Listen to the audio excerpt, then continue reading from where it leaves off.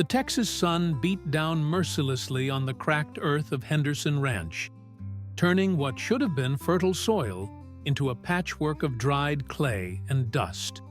Robert, Bobby. Henderson stood at the edge of his property, wiping sweat from his weathered forehead with a bandana that had seen better days. At 52, he looked a decade older, the kind of aging that comes not from years, but from heartbreak and worry. The ranch sprawled across 200 acres just outside Comfort, Texas, a small town 40 minutes northwest of San Antonio. It had been in the Henderson family since 1952, when Bobby's grandfather, William Henderson, first purchased the land with money saved from years of hard labor. Back then, the property had been nothing but wild brush and rocky terrain. William had transformed it, acre by acre, into a working cattle ranch that provided for 3 generations. Bobby remembered running through these fields as a boy, chasing his father's cattle dogs and dreaming of the day he'd take over the operation. He'd married Linda Brennan in 1995, right here on this land, under an oak tree that still stood near the main house. They'd raised their daughter Rachel in the 2-story farmhouse his grandfather built, teaching her to ride horses before she could properly walk. Now, standing in December 2024, Bobby felt like a stranger on his own property. The drought had started 3 years ago. At first, it seemed manageable. Texas had weathered dry spells before, but as months turned into seasons with barely a drop of rain, the underground wells began to fail. Bobby had spent thousands drilling deeper, trying to find water that simply wasn't there anymore. The cattle, once a herd of nearly 300 head, had dwindled to 75. He'd been forced to sell at terrible prices, watching buyers lowball him because they knew he was desperate. But the drought wasn't the worst of it. 2 years ago, Linda had been diagnosed with stage 4 pancreatic cancer. Bobby could still remember the doctor's face as he delivered the news. Sympathetic, but matter-of-fact, as if he'd said those words 1,000 times before. They'd tried everything: chemotherapy, radiation, experimental treatments in Houston that cost more than Bobby's annual income. He'd mortgaged the ranch, maxed out credit cards, borrowed from friends and family. For 18 months, they'd fought. Linda passed away on a cold February morning, with Bobby holding her hand and Rachel sobbing at her mother's bedside. The funeral had depleted what little savings remained. Bobby had buried his wife of 29 years next to his parents in the small cemetery on the property, under another oak tree where she'd always loved to sit and watch the sunset. Now, 10 months later, Bobby was drowning in debt. The bank held 3 mortgages on the property. Medical bills continued to arrive. Apparently, insurance didn't cover everything they'd promised. Equipment was breaking down, and he couldn't afford repairs. The truck he drove had 200,000 miles on it and burned oil like a chimney. His neighbors, themselves struggling with the drought, had helped where they could, but everyone was stretched thin. Bobby walked back toward the house, his boots kicking up small clouds of dust with each step. The main house needed paint, the roof had several missing shingles, and the porch sagged on one corner. Inside, dishes from yesterday's dinner sat in the sink. He'd meant to wash them, but had fallen asleep in his recliner, exhausted from feeding the remaining cattle and trying to fix a broken fence line with wire and hope. His phone rang, a number he recognized from First National Bank of Kendall County. Bobby let it go to voicemail. He knew what they wanted. They'd been calling 3 times a week for the past month. The same conversation every time. Payment, past due, options running out, foreclosure procedures beginning soon. He poured himself a cup of cold coffee from the morning pot and sat at the kitchen table where Linda used to do crossword puzzles. A stack of unopened envelopes sat in the center. Bills he couldn't pay, notices he didn't want to read. On the refrigerator, held by a magnet shaped like the state of Texas, was a photo from Rachel's high school graduation. Linda had been radiant that day, proud and healthy, with no idea what lay ahead. Bobby's phone buzzed with a text message from Rachel. "Dad, call me. Please. We need to talk." He sighed. Rachel had been trying to convince him not to give up, but she didn't understand. She had her own life in Houston, working long shifts as an emergency room nurse at Memorial Hermann Hospital. She'd offered to help financially, but Bobby refused. She had student loans from nursing school and rent in the city. He wouldn't let his failures become her burden. The truth was, Bobby had already made his decision. He'd contacted an auction company in Kerrville. They'd come out last week to assess the property, equipment, and remaining livestock. The auctioneer, a thin man named Dale Patterson with a handlebar mustache, had walked the property with a clipboard, scribbling notes and occasionally shaking his head. "Be honest with me, Dale," Bobby had said as they stood by the barn. "What am I looking at?" Dale had removed his cowboy hat and scratched his head. "Bobby, I won't lie to you. With the drought, the market's soft. The land's valuable. But without water rights, and with all the debt you've described, you'll be lucky to break even. The house needs work. The equipment's old. I'd say you're looking at maybe enough to pay off the banks and walk away with your dignity, but not much else." Dignity. Bobby almost laughed at the word. What dignity was there in losing everything 3 generations had built? The auction was scheduled for January 15th, 2025, just over a month away. Dale's company had already started advertising in local papers and online. "Henderson Ranch Liquidation Sale," the ads read. "Everything must go." Bobby had seen the notices and felt physically ill. He finally called Rachel back. "Dad!" Her voice was tight with worry. "I've been trying to reach you all day. Did you see the auction notices? Tell me you're not actually going through with this." Bobby leaned against the kitchen counter. Through the window, he could see the barn where he'd taught Rachel to milk cows when she was 8. "Rachel, honey, we've been over this. I don't have a choice." "There's always a choice." Her voice cracked with emotion. "Dad, I can take a loan. I can move back home and help run the place. We can figure this out together. You have your life in Houston. You worked too hard to become a nurse to throw it away on a dying ranch." "It's not dying. And you're my father. This is my family's legacy too." Bobby closed his eyes. "The drought's not ending, Rachel. Even if we had money to pay the debts, there's no water. The cattle are barely surviving. I'm feeding them hay I can't afford, pumping water from the last well that's nearly dry. It's over. George Strait's ranch is 20 miles from you, and he's managing fine." Rachel's voice was desperate now, grasping at straws.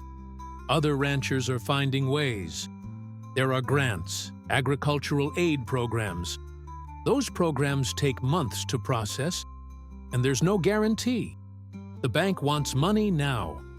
Bobby's voice was flat, defeated. "I appreciate what you're trying to do, but some things can't be fixed. Sometimes you just have to accept when you're beat." There was silence on the other end of the line. Then, quietly, "Mom wouldn't want you to give up." The words hit Bobby like a physical blow. "Your mother's gone, Rachel. And maybe if I'd accepted that we couldn't afford those treatments in Houston, we wouldn't be in this mess. Maybe I should have just let nature take its course instead of spending every penny we had chasing a miracle that never came." "Dad!" Rachel's voice was sharp now. "Don't you dare say that. Mom had 18 more months because of those treatments. 18 months where she saw me graduate nursing school, where she got to hold her best friend's grandbaby, where she had time to make peace and say goodbye. You think you can put a price on that?" Bobby's throat tightened. "I'm tired, Rachel. I'm so damn tired. I can't sleep. I can't eat. Every morning I wake up and for just a second, I forget she's gone. Then it all comes crashing back. The debt, the drought, the failure. I'm 52 years old, and I've got nothing to show for my life except bills I can't pay and land that's turning to dust. You have me, Rachel said softly, and you have a community that cares about you. Dad, please, just hold off on the auction. Give me time to come home this weekend. Let's sit down and really look at the options. Bobby glanced at the calendar hanging by the phone. December 12th. The auction was barely a month away. What's the point, honey? You coming home will just make this harder. Because I love you, and I'm not ready to give up even if you are. Rachel's voice was firm now, the same tone Linda used to use when she'd made up her mind about something. I'm driving down Saturday morning. I'll be there by noon. Don't make any more decisions until we talk face to face, please. Bobby didn't have the energy to argue. Fine. I'll see you Saturday. After hanging up, he walked out to the front porch and sat on the steps. The sun was setting, painting the sky in shades of orange and purple that would have been beautiful if Bobby had the heart to appreciate them. In the distance, he could see the silhouette of his remaining cattle grazing on what little grass remained. The old windmill near the south pasture creaked in the evening breeze, its blades turning slowly, pumping nothing from a well that had gone dry months ago. His nearest neighbor, Calvin Foster, drove by on the county road, slowing his truck and waving. Calvin ran a smaller operation about 3 miles east. Bobby waved back, but didn't move from the porch. He knew Calvin had heard about the auction. Everyone in Comfort had. In a town of barely 3,000 people, news traveled fast. As darkness fell, Bobby remained on the porch, watching stars emerge in the clear Texas sky. He thought about his grandfather William, who'd built this place with his bare hands. He thought about his father, James Henderson, who'd expanded the operation and taught Bobby everything he knew about ranching. He thought about Linda, who'd loved this land as much as he did, who'd stood by him through bad seasons and good. And he thought about failure, how it felt to be the generation that let it all slip away. Inside the house, his phone continued to buzz with messages he didn't answer and calls he didn't return. Tomorrow would bring more of the same. Bills, demands, worried friends he didn't want to face. But tonight, Bobby Henderson sat alone on his porch, saying goodbye to a life that was already gone. Saturday morning arrived with a cold front that swept through the Texas Hill Country, bringing clouds but no rain, just the cruel promise of moisture that never materialized. Bobby was up before dawn, as always, his body trained by decades of ranch work to wake with the sun regardless of how little sleep he'd gotten. He'd managed 3 hours, maybe 4, filled with fragmented dreams of Linda and younger days when the future seemed infinite. Now, standing in his kitchen, making coffee in the pre-dawn darkness, Bobby felt every one of his 52 years pressing down on him like physical weight. Rachel would arrive around noon. He needed to get morning chores done before she showed up, before the inevitable emotional conversation that would change nothing about his situation. The remaining cattle were gathered near the barn, waiting for their morning feed. Bobby loaded hay onto the back of his ancient Ford pickup, each bale requiring effort that shouldn't have been so difficult. He was losing weight, he knew. His jeans hung loose on his hips, held up by a belt cinched 2 notches tighter than a year ago. Food had lost its appeal after Linda died. He ate when he remembered, usually whatever required the least effort. As he drove out to the south pasture, scattering hay for the cattle, Bobby's mind wandered to the auction. Dale Patterson had called yesterday while Bobby was ignoring his phone.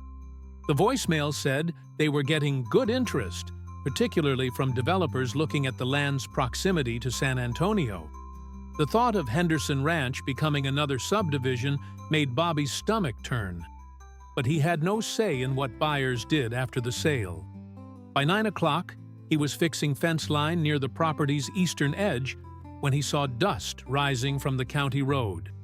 A truck turning into his driveway. Bobby checked his watch. Too early for Rachel. As the vehicle got closer, he recognized Calvin Foster's green Chevy. Calvin pulled up near where Bobby was working and stepped out. At 63, Calvin was weathered like old leather, a lifetime of sun and hard work etched into every line of his face. He'd been Bobby's neighbor for 30 years, had attended Bobby and Linda's wedding, had been a pallbearer at her funeral. "Morning, Bobby," Calvin said, approaching with a slight limp from a hip that needed replacing but that he couldn't afford to have fixed. "Calvin." Bobby set down his fence stretcher. "What brings you out?" Calvin looked uncomfortable, shifting his weight from foot to foot. "Heard Rachel's coming down today. Figured you might want some backup." Despite himself, Bobby almost smiled. "Backup? You afraid my daughter's going to beat me up?" "Might be she should." Calvin's tone was gentle but firm. "Bobby, we need to talk about this auction." "There's nothing to talk about." "The hell there isn't." Calvin removed his hat, a gesture of respect, but also of serious intent. "Listen, I know you're hurting. I know the drought's been hell, and I know losing Linda nearly killed you. But giving up on this place ain't the answer." Bobby turned back to the fence. "I'm not giving up, Calvin. I'm accepting reality. There's a difference." "Is there?" Calvin moved closer. "Because from where I'm standing, William Henderson's grandson is about to hand 3 generations of sweat and blood over to some developer who will probably turn it into cookie-cutter houses with names like Heritage Oaks, or some such nonsense." The accuracy of that prediction stung. "What would you have me do?" "The bank's foreclosing. I'm 6 months behind on payments, and that's just the first mortgage. I owe equipment loans, medical bills, feed suppliers." "Calvin, I'm buried. The auction might not cover everything, but at least I'll walk away instead of being dragged away." Calvin was quiet for a moment, staring out across the dry land. "You remember when my boy Derek got hurt? Back in '09? Bobby remembered. Derek Foster, Calvin's youngest son, had been thrown from a horse and landed wrong, breaking his back. The surgeries and rehabilitation had nearly bankrupted Calvin. "The whole county came together," Calvin continued. "Church fundraisers, benefit auctions, people just showing up with cash in envelopes. We raised almost $80,000. It's how we got through." "That was different," Bobby said quietly. "Derek was a kid with his whole life ahead of him. I'm just a washed-up rancher who made bad decisions." "Bull." Calvin's voice hardened.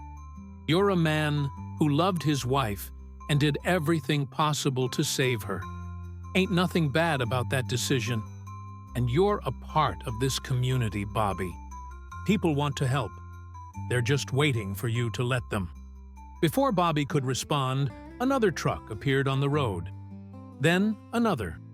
Within minutes, 5 vehicles had pulled into Bobby's driveway. Bobby watched, confused, as people started getting out. Calvin's wife, Patricia, Tom and Jennifer Wright from the feed store, Father Miguel Rodriguez from St. Mary's Catholic Church in Comfort, and several other neighbors. "What's going on?" Bobby asked, a sinking feeling in his stomach. "Intervention," Patricia Foster announced, walking up with a determination that reminded Bobby of Linda. Patricia was a small woman, barely 5 feet tall, but she had the presence of someone twice her size. "Bobby Henderson, we're not letting you do this without a fight." Tom Wright, who ran Wright's Feed and Supply in town, stepped forward with a folder. "Bobby, I've been doing some research. There are USDA emergency loans for drought-affected ranchers. The application process is complicated. But Father Miguel has a contact at the County Agricultural Extension Office who can help. Father Miguel, a young priest originally from San Antonio, nodded. Carlos Mendoza. He's helped several ranchers in Kendall and Kerr counties navigate the paperwork. The program can provide up to $500,000 in emergency funding at low interest rates. Bobby shook his head.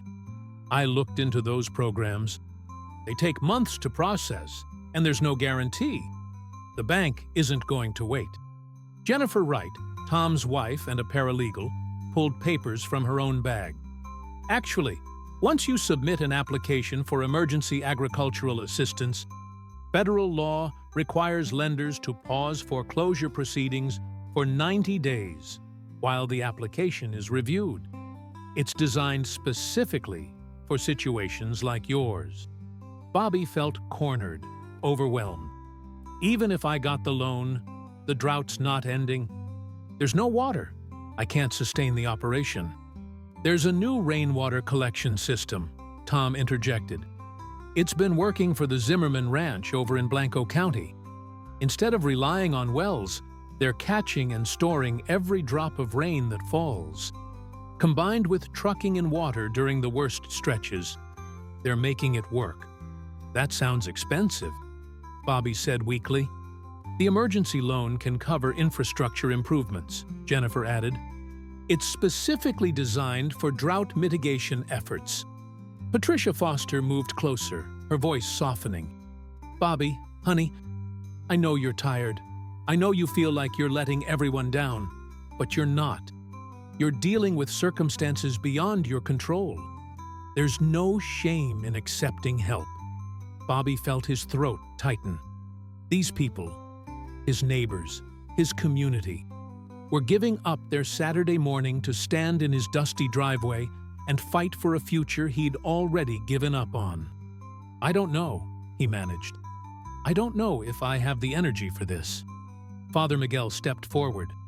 The young priest had only been at St. Mary's for 2 years, but he'd quickly become beloved in the community. Bobby, I'm not going to quote scripture at you because I know you're not in a place to hear it right now. But I will say this. Linda wouldn't want you to give up.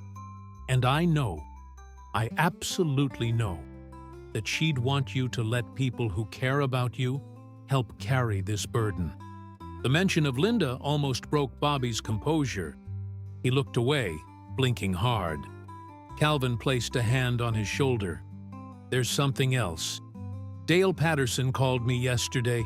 He knows we're trying to stop this auction. You talked to the auctioneer? Bobby couldn't keep the anger from his voice. Just listen, Calvin said calmly. Dale said if you decide to cancel the auction, there's no penalty as long as you do it before Christmas. After that, there's a cancellation fee. But you've got time to try other options first. Bobby looked at the group assembled in his driveway. People who'd known him for years, who'd celebrated with his family during good times and mourned with them during bad. They weren't giving up on him, even though he'd given up on himself. I don't know what to say, Bobby admitted. Say you'll try, Patricia urged. Say you'll at least meet with Carlos Mendoza and look at the loan application. Say you'll give your daughter the weekend to help you explore options. That's all we're asking. Just try. Before Bobby could respond, another vehicle turned into the driveway. This time it was Rachel's white Honda, arriving 3 hours earlier than expected. She must have left Houston before dawn. Rachel parked and jumped out, taking in the scene with wide eyes. Dad? She hurried over. What's happening? Your neighbors staged an intervention, Bobby said, unable to keep a slight edge from his voice, despite knowing they meant well. Rachel looked at the assembled group, then back at her father. Her eyes were wet. Thank God. I was afraid I'd have to do this alone. Patricia moved to hug Rachel. Honey, your father's not alone in this, even if he thinks he is. We've got resources, we've got a plan, and we've got time to try. Over the next hour, gathered around Bobby's kitchen table with coffee and pastries Patricia had brought, The group laid out a detailed plan.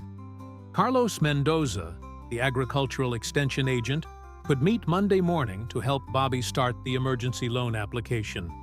Tom and Jennifer had already compiled a list of required documents.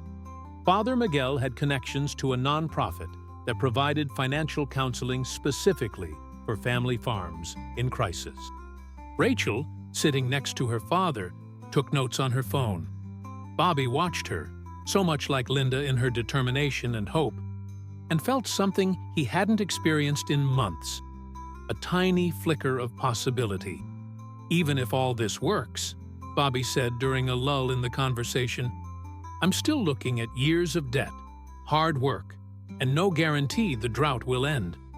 Life doesn't come with guarantees, Calvin said, but giving up guarantees you'll lose. Fighting gives you a chance. As the group finally prepared to leave, each person made a point to tell Bobby they believed in him, that they were available to help, that he wasn't alone. After everyone had gone except Rachel, Bobby and his daughter stood on the porch watching dust settle on the driveway. They care about you, Dad, Rachel said softly. I know. Bobby's voice was hoarse. I just don't know if I can do this. I'm so tired, Rachel.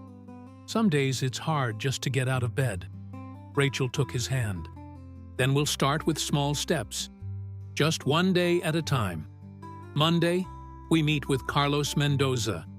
That's all you have to commit to right now. Just showing up Monday. Bobby looked at his daughter.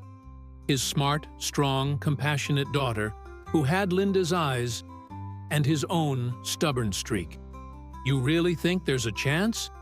I think there's always a chance, as long as you're still fighting. Rachel squeezed his hand. And I think Mom would tell you the same thing. That evening, Bobby made a phone call he'd been dreading. Dale Patterson answered on the second ring.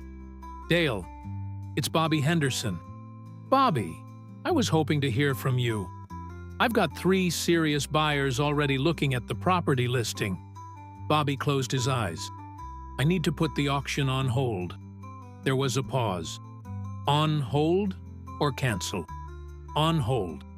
For now. Bobby explained about the emergency loan program, the 90-day foreclosure pause, the community support. Dale listened without interrupting. Bobby, Dale said when he finished, I'll be straight with you. I make my money on auctions, so technically I should be trying to talk you out of this. But I knew your daddy, and I knew your grandfather. If there's a chance to keep Henderson Ranch in the family, you should take it. I'll pause all advertising and tell interested parties the sale is postponed pending owner review of other options. You've got until Christmas to make a final decision.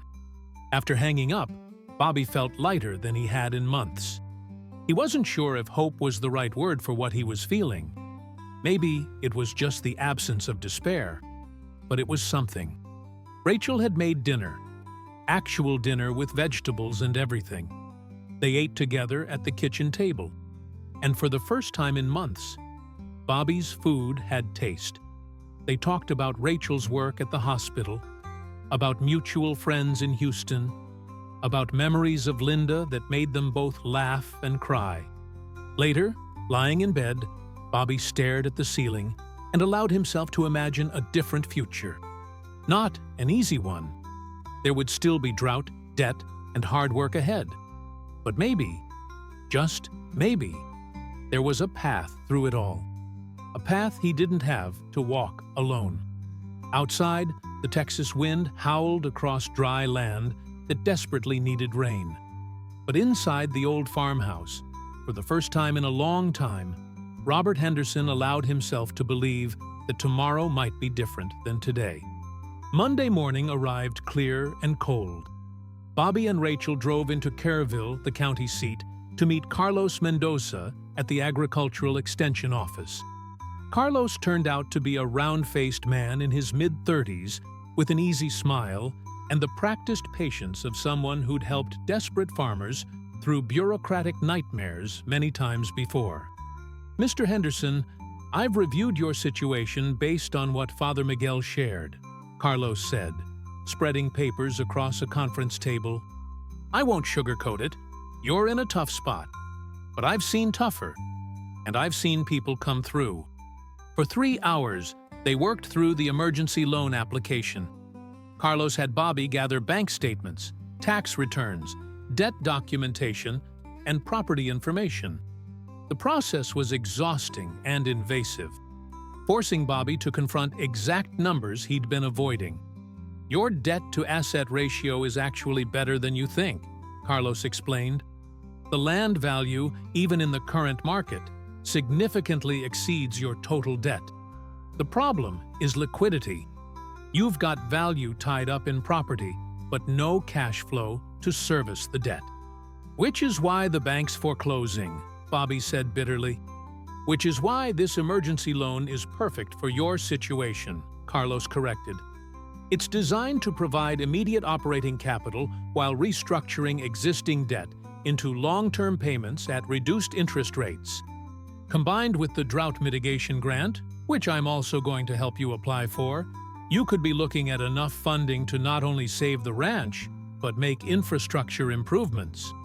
Rachel leaned forward. "What's the realistic timeline for approval?" "If we submit this week, you should hear back within 60 days. 90 days at the outside." Carlos made a note on his tablet. "And remember, once submitted, federal law requires your bank to pause foreclosure proceedings."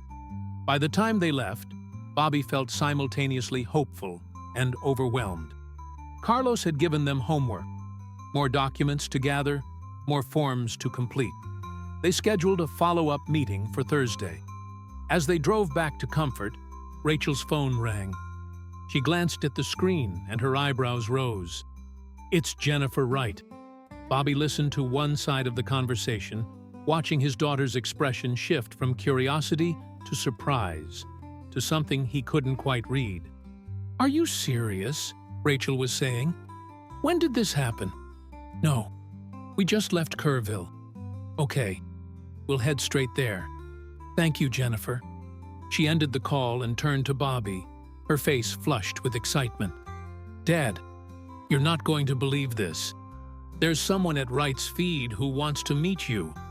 Someone who heard about your situation and came looking for you." "Who?" Jennifer wouldn't say. "She said you need to see it to believe it. And she promised it's worth the detour."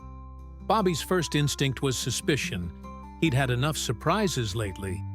But Rachel's excitement was infectious. And they were passing through Comfort anyway. Wright's Feed and Supply sat on Main Street, a fixture in town since 1967.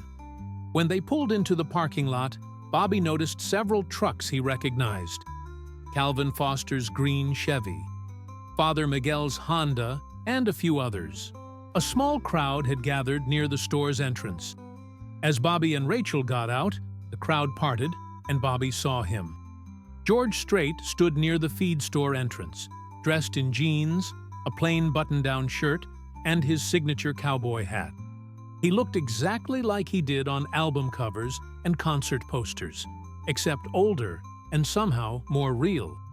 Next to him was a tall man in a business suit who was clearly an assistant or manager. Bobby stopped dead, certain he was hallucinating. George Strait, the king of country music, in Comfort, Texas, at Wright's Feed and Supply. George stepped forward, extending his hand. "Bobby Henderson, I'm George Strait. I heard you might need a hand." Bobby shook the offered hand automatically, his brain refusing to process what was happening. What?" George smiled. The same warm smile Bobby had seen in countless interviews. "Why don't we go inside where we can talk? Tom Wright was kind enough to let us use his office." In a daze, Bobby followed George into the feed store. Rachel stayed close behind, her phone in her hand like she wanted to take photos but was too respectful to actually do it. Tom Wright led them to his small office in the back, and George's assistant, who introduced himself as Michael Chen, George's manager, closed the door. "I know this is unexpected," George began, settling into a chair and gesturing for Bobby to sit. "Let me explain how I ended up here. You know I have a ranch over in Bexar County, right?" Bobby nodded mutely. "Well, one of my hands, a guy named Austin Webb, is Calvin Foster's nephew. Austin mentioned at a family gathering that his uncle's neighbor was about to lose his family ranch to foreclosure. Said it was a third-generation operation going under because of the drought and medical bills." George paused, his expression serious. "That story hit home for me, Bobby. My own family were ranchers. My daddy raised cattle in Pearsall. I grew up understanding what it means to work land, to build something with your hands, to carry on a family legacy. When I heard your situation, I had to find out more. I made some calls," Michael Chen interjected. "Spoke with Father Miguel, with the Fosters, with a few other people in Comfort. Everyone said the same thing. Bobby Henderson is a good man who's been dealt a hard hand. Lost his wife to cancer, nearly bankrupted himself trying to save her. And now the drought's finishing what the medical bills started." George leaned forward. "Here's the thing, Bobby. I've been blessed beyond measure in my career. I've sold records, played shows, and made money I never dreamed of as a kid. But I never forgot where I came from. I never forgot that Texas ranchers and farmers are the backbone of this state.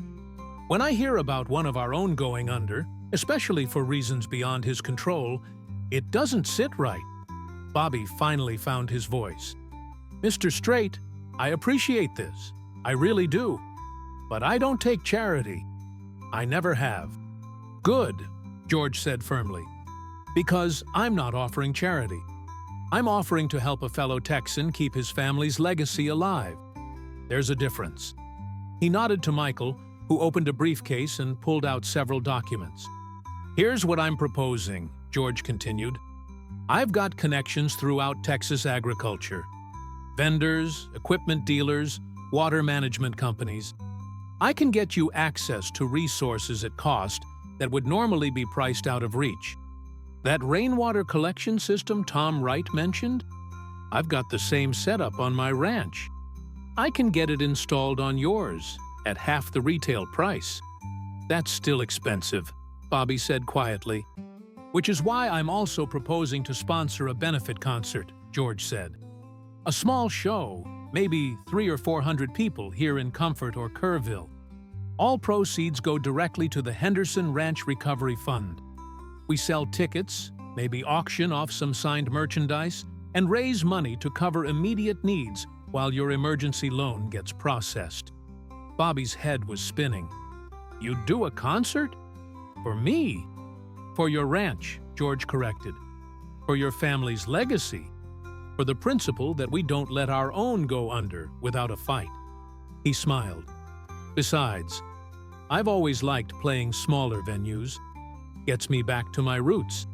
Rachel, who'd been silent until now, spoke up. "Mr. Strait, this is incredibly generous. But why? You don't know my father." George looked at Rachel with an expression of understanding. "No, I don't. But I know men like him. I've known them all my life. Good, hard-working people who'd rather struggle in silence than ask for help. People who'd give you the shirt off their back, even when they can barely afford the one they're wearing." He turned back to Bobby. "I also know what it's like to lose someone you love. My daughter, Jennifer, passed away in a car accident in '86. She was only 13. That kind of loss, it changes everything." The office went quiet. Bobby felt tears pressing behind his eyes, not just from George's words, but from the overwhelming impossibility of the entire situation. "I don't know what to say," Bobby admitted. "Say you'll accept the help," George replied. "Say you'll let us organize this concert and get you the equipment you need. Say you'll keep fighting for Henderson Ranch." Michael Chen laid out more details. They were proposing a concert in mid-January at the Kerrville Municipal Auditorium, a venue that held about 500 people.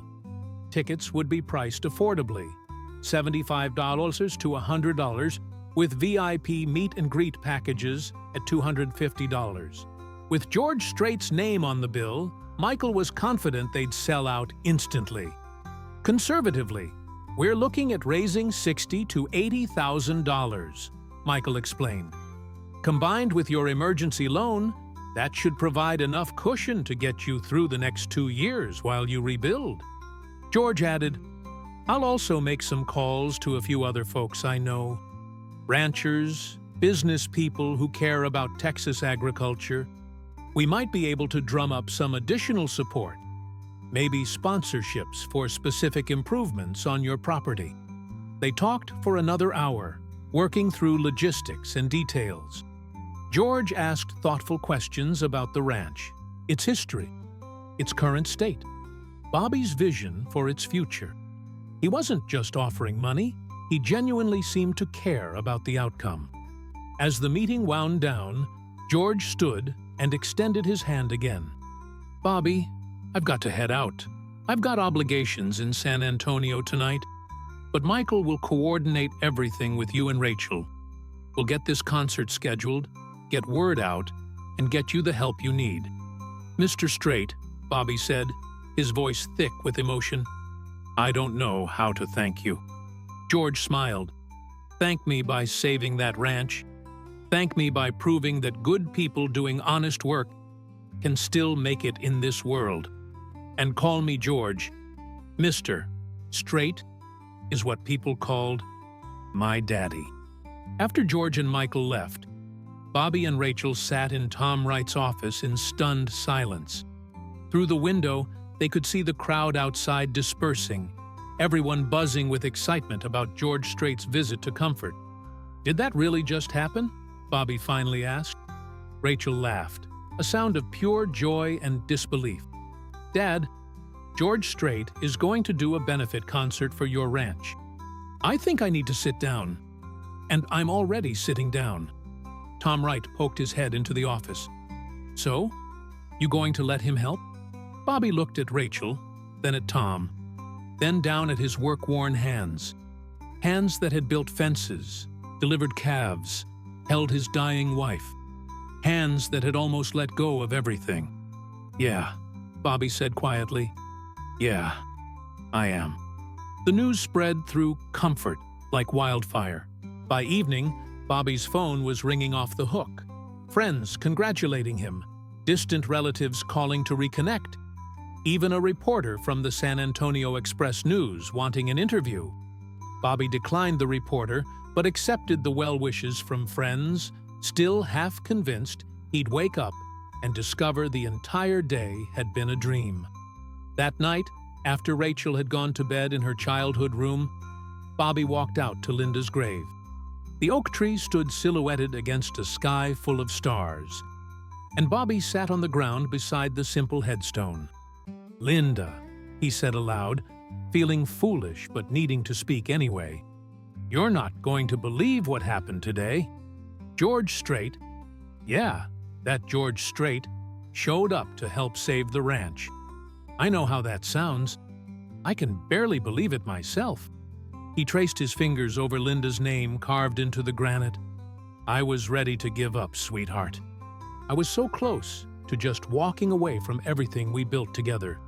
But everyone, Rachel, the Fosters, Father Miguel, and now George Strait of all people, they won't let me quit.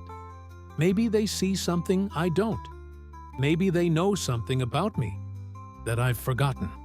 The wind rustled through the oak's bare branches. Bobby sat in silence for a long moment, feeling closer to Linda than he had in months. I'm going to fight, he whispered. I'm going to try. I don't know if I can do it, but I'm going to try. For you, for Rachel, for everyone who's refusing to give up on me. As he walked back to the house, Bobby felt something shift inside him. Not hope exactly, but something adjacent to it. The willingness to believe that maybe, just maybe, the story wasn't over yet. The 6 weeks between George Strait's visit and the benefit concert passed in a blur of activity. Bobby threw himself into preparations with an energy he hadn't felt since before Linda's diagnosis. There were forms to complete for the emergency loan, meetings with Carlos Mendoza, consultations with water management specialists about the rainwater collection system, and endless phone calls with Michael Chen coordinating concert details. The news about George's benefit concert had exploded across Texas and beyond. Local media picked up the story, then state outlets, then national country music publications. George Strait to perform benefit concert for Texas rancher, read the headlines.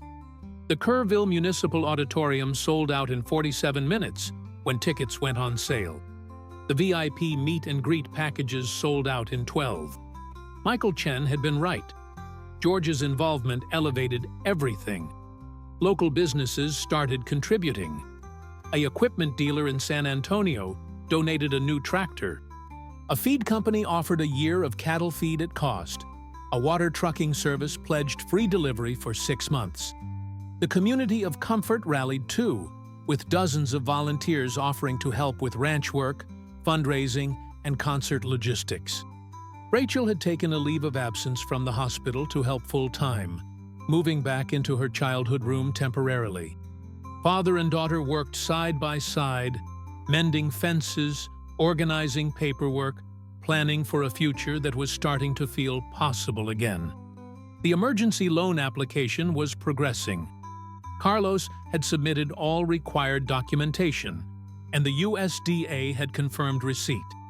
The 90-day foreclosure pause was in effect, giving Bobby breathing room he desperately needed. But as January 15th approached, the date originally set for the auction, now the date of the concert, Bobby found himself increasingly anxious. The magnitude of what was happening felt overwhelming. George Strait was performing because of him, because of his failure. Hundreds of people would gather to help save a ranch Bobby had nearly given up on. The morning of the concert, Bobby woke before dawn as usual. Unable to sleep, he walked the property as the sun rose, mentally cataloging everything that still needed fixing, everything that remained broken. The drought hadn't ended. Texas was still suffering under conditions meteorologists called the worst in 50 years. But Bobby had water trucked in now, paid for by donations. His cattle looked healthier than they had in months. Rachel found him by the barn around 7. "Dad, you okay?" Bobby nodded. "Just thinking. Tonight's going to be big."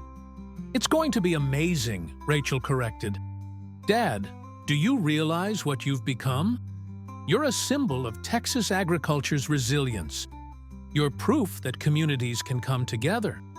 George Strait doesn't just help anyone. He chose you because your story matters." "I'm just a rancher who made mistakes," Bobby said quietly. "You're a husband who loved his wife enough to fight impossible odds. You're a father who taught his daughter that family and legacy matter. You're a neighbor who's always been there for others. Dad, maybe it's time you saw yourself the way everyone else sees you." That afternoon, the house filled with people helping Bobby and Rachel prepare. Patricia Foster did Bobby's laundry and pressed his best shirt. Calvin helped him pick out appropriate clothes. Nice jeans, a pressed Western shirt, his good boots that he'd worn to Linda's funeral and hadn't touched since. Jennifer Wright arrived to help Rachel with her hair and makeup. "Tonight's going to be emotional," Jennifer warned as she worked. "When George tells your story, there won't be a dry eye in that auditorium. You need to be ready for that." Bobby had agreed to a brief appearance on stage, just a few words to thank George and everyone who'd helped. Michael Chen had coached him over the phone, but Bobby still felt sick with nerves. Public speaking had never been his strength. By 6 o'clock, they were ready. Bobby barely recognized himself in the mirror. He looked like a man going to something important, not the defeated farmer who'd been shuffling around in dirty work clothes for months. The drive to Kerrville took 30 minutes. Rachel drove, chatting nervously about everything and nothing. As they got closer, traffic increased. People were streaming toward the auditorium from every direction. Bobby saw Texas flags, trucks with George Strait bumper stickers, families dressed in their Sunday best. Michael Chen met them in the parking lot. "Bobby, Rachel, you're going to enter through the stage door. George is already here, warming up. He wants to see you before the show." Backstage was controlled chaos, crew members rushing around, sound checks happening, people with headsets coordinating timing. Michael led them to a private dressing room where George sat on a couch, acoustic guitar in hand, running through chord progressions. George stood immediately when they entered. "Bobby, Rachel, how are y'all holding up?" "Nervous," Bobby admitted. "I'm not good at this kind of thing." "Nobody is at first," George assured him. "But here's the secret. Don't think about the crowd. Just talk to them like you're talking to Calvin or Tom or Father Miguel. These are your neighbors, your friends, people who care about you. Just speak from your heart." They talked for a few minutes about the evening's program. George would perform a full set, about 90 minutes of music, mixing his biggest hits with deeper cuts. Midway through, he'd tell Bobby's story and invite Bobby on stage briefly. Then more music, ending with "Amarillo by Morning," one of George's signature songs. The goal, George explained, is to celebrate Texas agriculture, community spirit, and the power of people helping people. Your story embodies all of that, Bobby. You're the reason we're all here tonight. At 7:30 p.m., the house lights dimmed. Bobby and Rachel watched from the wings as the auditorium filled with 500 people who'd paid to be there, who'd driven from across Texas to support a stranger's fight to save his family ranch. The stage was simple. Just George, his guitar, and a small backing band. No elaborate production, no flashy lights, just music. George walked out to thunderous applause. He took a moment, looking across the crowd with that genuine smile that had made him beloved for decades. "Thank you all for coming tonight," George began. "We're here for something special, to help a fellow Texan, a rancher, a father, a man who represents the best of what this state is about. But before we get to that, how about some music?" He launched into "Unwound," one of his earliest hits, and the crowd erupted. For the next 45 minutes, Bobby stood in the wings watching George Strait perform like he was playing Madison Square Garden instead of a small municipal auditorium in Kerrville. Every song was delivered with full commitment, every note perfect. Between songs, George shared stories about his own ranching heritage, about Texas, about the values of hard work and community. The audience was completely engaged, singing along to familiar hits, applauding enthusiastically. Then, about halfway through the set, George's tone shifted. He set down his guitar and spoke directly to the audience. "Folks, I want to tell you why we're really here tonight. About 100 miles north of here, there's a ranch that's been in the same family since 1952. Henderson Ranch, in Comfort. William Henderson bought that land 73 years ago and built it with his bare hands. He passed it to his son James, who expanded it.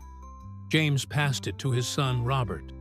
Bobby, who's been working that land for over 30 years. George's voice was somber now. The auditorium completely silent. 3 years ago, the drought hit. Bad. Y'all know what it's been like. The worst conditions in half a century. Bobby's wells started failing. His cattle herd dwindled. But Bobby's a rancher, and ranchers are tough. He was prepared to weather the drought. Then, 2 years ago, Bobby's wife Linda was diagnosed with cancer. Stage 4 pancreatic cancer. Bobby did what any husband would do. He fought for her. He mortgaged the ranch, maxed out credit cards, took out loans, spent everything he had on treatments. For 18 months, Bobby and Linda fought together. Linda passed away in February, and Bobby found himself alone, buried in medical debt, with a ranch that was dying from drought, facing foreclosure on land that had been in his family for 3 generations. Bobby heard sniffles from the audience. Next to him, Rachel was crying silently. George continued. Bobby Henderson was ready to give up. He'd scheduled an auction to sell everything: the land, the equipment, the cattle. He was going to walk away from his family's legacy because he didn't see any other choice. But his community, the good people of Comfort, Texas, they refused to let him quit. They intervened. They organized. They fought for Bobby even when he couldn't fight for himself. And when I heard about this story, I knew I had to help. Because Bobby Henderson represents every Texas rancher who's ever struggled, who's ever faced impossible odds, who's ever wondered if they could keep going. George picked up his guitar again. Bobby's here tonight, and I want him to come out and say a few words, because this night is about him and about everyone like him who keeps Texas agriculture alive. Michael Chen touched Bobby's shoulder. That's your cue. Bobby's legs felt like they might not support him, but somehow he walked onto the stage. The applause was deafening. 500 people on their feet, clapping, some crying, all looking at him with expressions of support and compassion. George shook his hand and stepped back, giving Bobby the microphone. Bobby looked out at the crowd and froze. All those faces, all those people who'd paid to be here, who cared about a stranger's struggle. Then he saw Calvin Foster in the 3rd row, giving him a thumbs up. Next to Calvin, Patricia and Father Miguel, Tom and Jennifer Wright, Carlos Mendoza, his neighbors, his community, his friends. Bobby's voice cracked. He cleared his throat and tried again. I'm not good at speeches, but I need to say thank you. Not just to George, though, sir, I can never repay what you've done, but to everyone in Comfort who refused to let me quit. To my daughter Rachel, who believed in me when I didn't believe in myself. To my wife Linda, who's not here, but whose love for our ranch kept me going even after she was gone. Bobby paused, emotions threatening to overwhelm him. When you're drowning, you don't always recognize when someone throws you a lifeline. I was so far down, I'd stopped looking up. But y'all reached down anyway. You grabbed hold and pulled me back to the surface. You reminded me that failure isn't falling down. It's refusing to get back up. His voice grew stronger. Henderson Ranch isn't saved yet. We still have a long road ahead. But thanks to everyone in this room, thanks to this community, thanks to George Strait's incredible generosity, we've got a fighting chance. And that's all any rancher can ask for. A chance to prove what we're made of. A chance to keep building what generations before us started. Bobby looked directly at George. Sir, you could have done anything with your platform, your resources, your time. The fact that you chose to help a struggling rancher you'd never met, that says everything about who you are. You've given me more than money. You've given me hope. The applause was thunderous as Bobby handed the microphone back to George. Rachel ran onto the stage and hugged her father, both of them crying. George put his arm around Bobby's shoulders, and the image, country music legend and struggling rancher, standing together on that stage, was captured by dozens of cameras. George performed for another 45 minutes, but Bobby barely registered the songs. He stood in the wings with Rachel, both of them overwhelmed by the magnitude of what was happening. At the merchandise table in the lobby, Michael reported that they'd already raised over $70,000 from ticket sales, VIP packages, and auction items. When George closed with Amarillo by Morning, the entire audience sang along.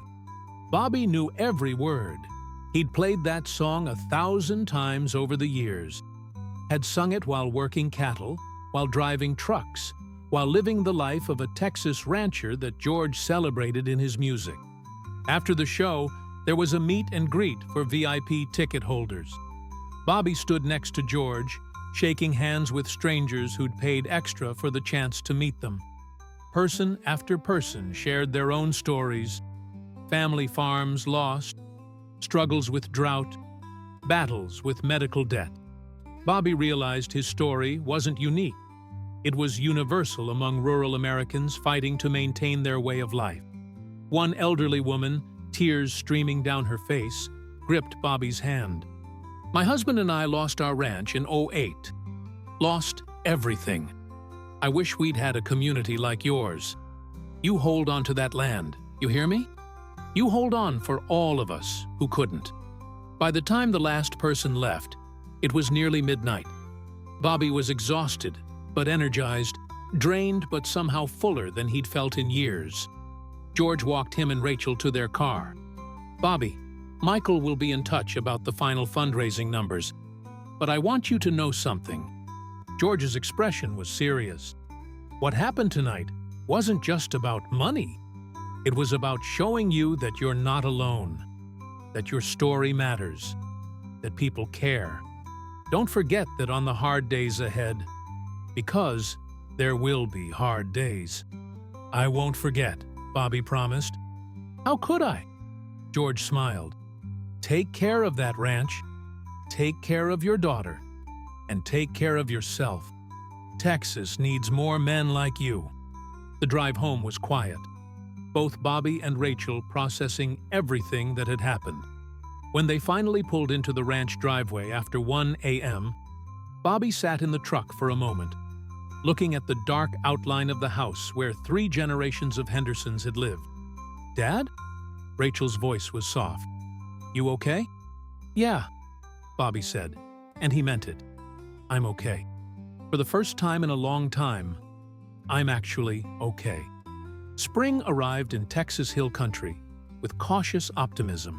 The drought hadn't broken. Meteorologists warned it might last another year or more. But Bobby Henderson was no longer facing it alone. The benefit concert had raised $82,347. Combined with donations that continued trickling in, equipment contributions, and service pledges from local businesses, Bobby had over $100,000 in direct support. More importantly, the USDA had approved his emergency loan application in mid-February, $425,000 at 3% interest over 20 years, with the first 2 years interest only to give him time to rebuild operations. The water management company had installed the rainwater collection system in March. Massive tanks now stood behind the barn, capable of storing 50,000 gallons. Connected to the barn roof, house roof, and strategically placed collection surfaces, the system captured every drop of rain that fell. Combined with continued water trucking, now subsidized by a nonprofit agricultural foundation George had connected Bobby with, the ranch had sufficient water for the first time in 3 years. Bobby had purchased 25 replacement heifers with loan money, carefully rebuilding his herd with drought-resistant breeds recommended by Carlos Mendoza. The new tractor hummed reliably, replacing equipment that had been held together with wire and prayers. Fences were mended, pastures managed with rotational grazing to maximize the struggling grass. On a warm April morning, Bobby stood near the new water tanks, watching cattle drink their fill. Rachel, who'd returned to Houston but visited every weekend, had driven down for the day. She found him there, lost in thought. "Looks good, Dad," she said, coming to stand beside him. "It does," Bobby agreed. "Still hard to believe sometimes. 6 months ago, I was ready to walk away from all this. But you didn't." Rachel linked her arm through his. "You fought. You let people help you. You chose hope even when it was terrifying." Bobby thought about that word, hope. It had seemed like such a luxury during the darkest days. Now it felt more like a discipline. something he had to practice daily. There were still hard moments. Nights when he missed Linda so intensely it hurt to breathe. Mornings when the drought conditions felt overwhelming. Afternoons when debt anxiety crept back in. But there were good moments too. More of them increasingly. The satisfaction of seeing healthy cattle. The pride of watching grass slowly recover in well-managed pastures. The joy of Rachel's visits. The warmth of community support that continued in countless small ways. Calvin Foster had been over just yesterday, helping Bobby repair a section of fence damaged by a wild boar. They'd worked in companionable silence, the kind that comes from years of friendship.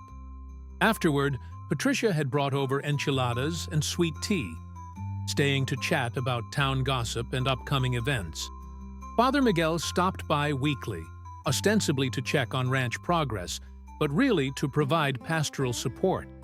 They'd talk about Linda, about loss, about faith and doubt, and the messy process of healing. Bobby had started attending Mass again, something he'd abandoned after Linda died. "I got an email from Michael Chen yesterday," Rachel said, pulling Bobby from his thoughts. "George wants to know how things are going. He might visit again in June if his touring schedule allows." "He doesn't need to do that," Bobby protested, though he was secretly pleased by the idea. "He wants to. Dad, you made an impression on him too. This wasn't just a one-time charity thing for George. He genuinely cares about what happens to you and this ranch." They walked back toward the house, Bobby's boots crunching on gravel that was no longer quite so dusty. The spring rains had been meager but present. Not enough to end the drought, but enough to coax some green back into the landscape. Inside, Bobby had been making changes to the house. Nothing dramatic, but meaningful. He'd finally gone through Linda's clothes, donating most to charity, but keeping a few special items. He'd repainted the kitchen in a sunny yellow Linda had always wanted, but they'd never gotten around to. He'd fixed the sagging porch and replaced missing roof shingles. The house was becoming less of a shrine to the past and more of a foundation for the future. "I've been thinking," Rachel said, as Bobby made coffee, "about the ranch's long-term sustainability. Have you considered diversifying?" "What do you mean?" "Cattle ranching alone is vulnerable to drought and market fluctuations. But what if you added other revenue streams? Agritourism, maybe? People pay good money to experience authentic ranch life. You could offer educational tours, overnight stays, teach kids about agriculture." Bobby considered this. "I'm a rancher, not a tour guide." "You're a storyteller," Rachel corrected. "You've got 3 generations of knowledge and a compelling personal story. There are grants available for agricultural education programs. I did some research. Ranches similar to yours have successfully pivoted to include educational components without abandoning their core mission." Nirtiruri. The idea intrigued Bobby more than he wanted to admit. "I'd need to think about it. Maybe talk to Carlos about what that would involve. Just promise me you'll consider it. The ranch needs to evolve to survive, Dad." Granddad William wasn't afraid to adapt, and neither was Grandpa James.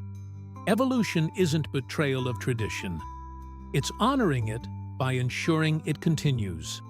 Later that afternoon, Bobby drove into Comfort to pick up supplies. The town square looked much as it had for decades. Small, tidy, quintessentially Texan. But Bobby noticed things he'd been too depressed to see 6 months ago. New businesses opening, families walking together, the vitality of a community that refused to surrender to hard times. At Wright's Feed and Supply, Tom was helping a young couple select equipment for their small hobby farm. He waved Bobby over when he finished. "Bobby, how's the new tractor running?" "Like a dream, Tom. Haven't had a single problem." "Good, good." Tom lowered his voice. "Listen, I wanted to tell you, you've become something of an inspiration around here. 3 other ranchers who were considering selling have decided to fight instead. They saw what happened with you and George, and they realized they didn't have to face things alone. Bobby felt humbled by this. His story, his struggle, had become larger than just himself. That's good to hear, Tom. Nobody should have to go through what I went through. Well, they won't, because now we all know better. The community understands now that we need to step in earlier, before someone gets to the point you were at. You taught us that lesson. Driving home, Bobby thought about legacy. For so long, he'd defined it narrowly, keeping Henderson Ranch in the family, maintaining traditions, preserving what had been. But maybe legacy was broader than that. Maybe it included being vulnerable enough to accept help, being strong enough to keep fighting, being wise enough to evolve. That evening, Bobby walked out to Linda's grave as sunset painted the sky in brilliant oranges and purples. He did this often now, not from grief, but from a desire to maintain connection. He talked to her about the ranch, about Rachel, about his day. Sometimes he imagined her responses, what advice she'd give. "Linda," he said, settling onto the ground with his back against the oak tree. "Things are getting better. Slowly, but definitely better. The ranch is recovering. Rachel's thriving in Houston. And I'm learning to live again." A breeze rustled through new leaves on the oak. The tree had leafed out beautifully this spring, fed by the new water system's overflow. I wish you could see it. George Strait's benefit concert, the community rallying, all the help we received. You always said people were fundamentally good, that community mattered more than money. You were right. Bobby traced patterns in the dirt beside the grave. I'm not going to lie. I still miss you every single day. There are moments when I see something beautiful or accomplish something difficult, and my first instinct is to tell you about it. Then I remember you're not there, and it hurts all over again. He paused, collecting his thoughts. But I'm learning that grief and gratitude can coexist. I'm grateful for the 29 years we had together. I'm grateful you pushed me to fight for the ranch, even when you were sick, even when it meant spending money we didn't have. You knew this land mattered. You knew our legacy mattered. You knew I needed something to live for after you were gone. The sun was setting now, casting long shadows across the property. Bobby stood and placed his hand on Linda's headstone. I'm going to make it, sweetheart. The ranch is going to survive. Rachel's going to inherit something worth having. And your sacrifice, our sacrifice, won't be in vain. I promise you that. Walking back to the house in the gathering darkness, Bobby felt at peace in a way he hadn't since before Linda's diagnosis. The road ahead was still long. The drought would continue. Debts would take years to pay off. There would be setbacks and struggles, and days when he questioned whether it was all worth it. But he wasn't alone anymore. He had Rachel. He had his community. He had the memory of Linda's love and the example of George Strait's generosity. He had proof that good people doing good things could change someone's life. Inside the house, Bobby's phone buzzed with a text from Rachel. "Love you, Dad. Proud of you every single day." Bobby smiled and texted back, "Love you too, honey. See you next weekend." He made dinner, actual dinner, not just whatever was easiest, and ate at the kitchen table while reviewing plans Carlos had sent for potential agritourism programs. The ideas were interesting: educational workshops on sustainable ranching, overnight experiences for urban families wanting to understand rural life, partnerships with schools for agricultural education. Maybe Rachel was right. Maybe evolution was necessary. William Henderson had adapted when he bought this land in 1952. James Henderson had adapted when he expanded the operation in the 1970s. Now, it was Bobby's turn to adapt, to ensure Henderson Ranch survived not by clinging rigidly to the past, but by thoughtfully building toward the future. Before bed, Bobby stood on the front porch, listening to the sounds of his ranch at night. Cattle lowing softly in the distance. The creak of the windmill that actually pumped water now. The rustle of trees fed by a collection system that captured hope one raindrop at a time. 6 months ago, he'd stood in almost this same spot, ready to surrender everything. Now he stood here, planning improvements, dreaming of possibilities, believing in tomorrows he'd thought were lost forever. The drought hadn't ended. The debts weren't paid. The grief hadn't disappeared.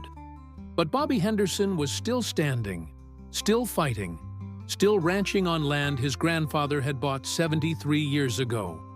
And he would keep standing, keep fighting, keep ranching for as long as he drew breath. Because that's what Henderson men did. They endured. They adapted. They survived.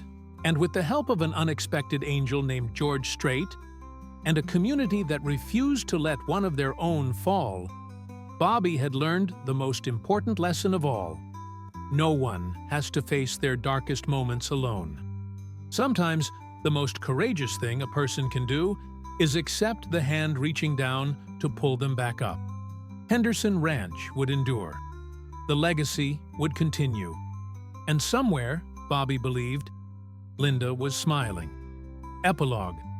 2 years later, June 2027 arrived with unexpected rain. Not the drought-breaking deluge Texas desperately needed, but steady, gentle precipitation that fell for 3 days straight, filling Bobby Henderson's collection tanks to capacity and coaxing genuine green back into pastures that had been brown for so long. Bobby stood on his porch watching the rain, Rachel beside him.